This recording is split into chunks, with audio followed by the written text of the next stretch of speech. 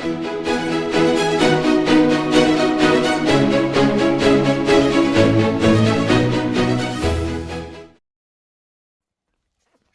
here are the babies doing very well, and I think we're on day 11. So we are looking at puppies that are just on the brink of opening their eyes. So they have gained a lot of weight. They're all in the half a kilo mark now, which is wonderful news.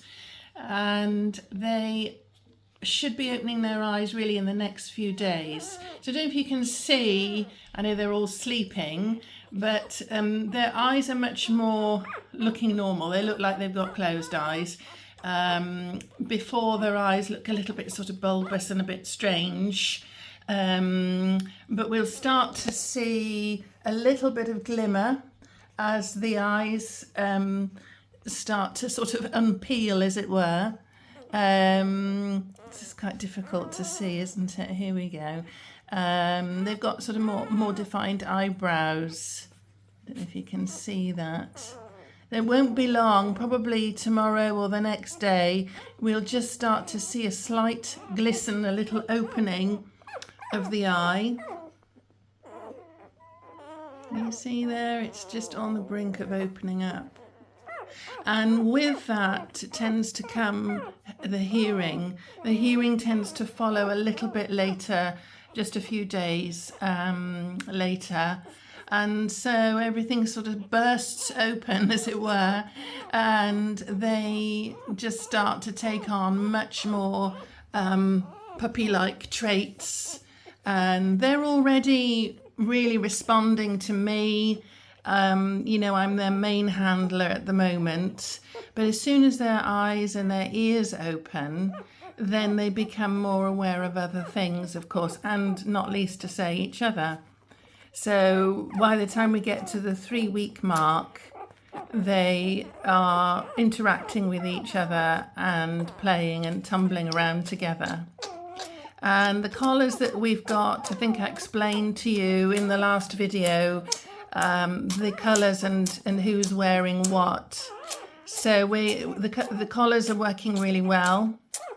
We're loosening them each time that, you know, probably once a week, twice a week maybe, we're just slightly loosening the collars or changing them so that we can get, you know, a finger in there, like so it's nice, it's not too tight.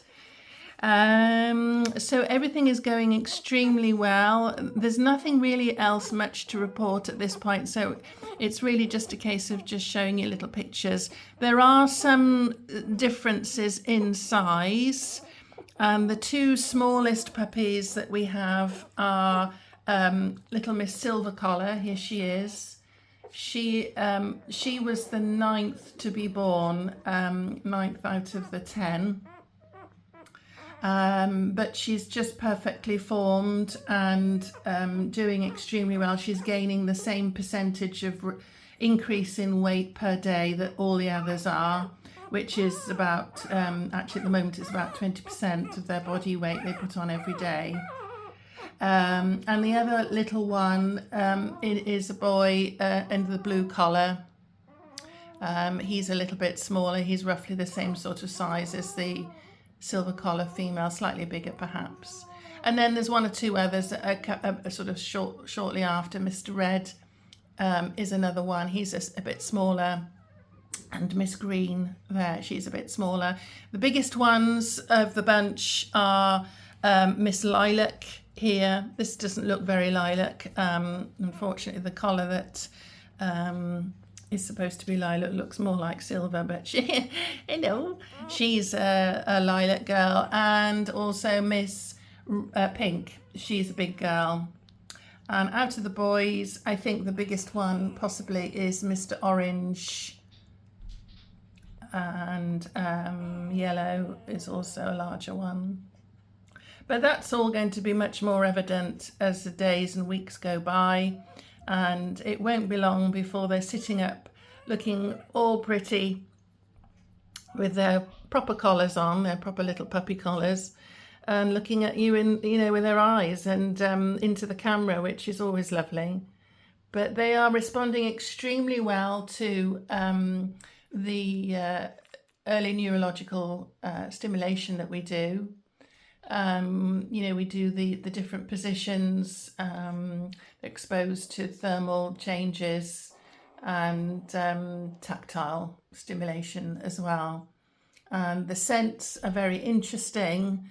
Their responses are really interesting, and I'll give you a record. I'll give you a little puppy report, a bit like a school report actually.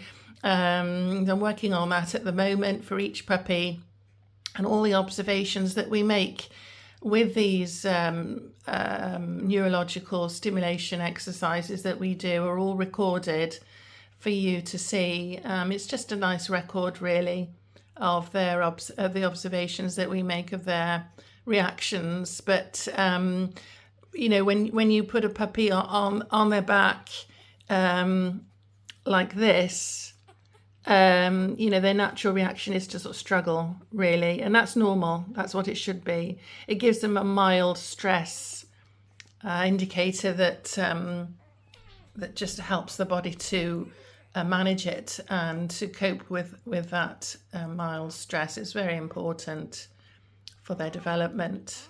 And the scents are really interesting too, because we have things like mint, which they I was surprised they didn't like the mint. They majority of them moved away from the scent of mint. And then I got another day we did a rose, a nice sort of musky scented rose, and they absolutely loved it. They almost ate the plant. They were so interested in that scent. So really, really interesting things, and things like curry. You'd think that they would shy away from it, which they actually really didn't. So these are all very interesting observations, and these scent markers they actually do register in the neural pathways, and they do register these scents, and it's vital that it's done at this early stage. So it'd be interesting to know how they react to these scents in later life. But it isn't something that we continually do with them. It's a neural pathway that is made at this particular age, apparently, which I find fascinating. Anyway, that's it for now. There'll be more clips, obviously, and as the weeks go by, but we're on day 11, so coming up to day 14, and by that time, by Friday, I think it's fair to say that we'll be able to see their eyes opening, and that will be a really nice landmark event. Bye for now.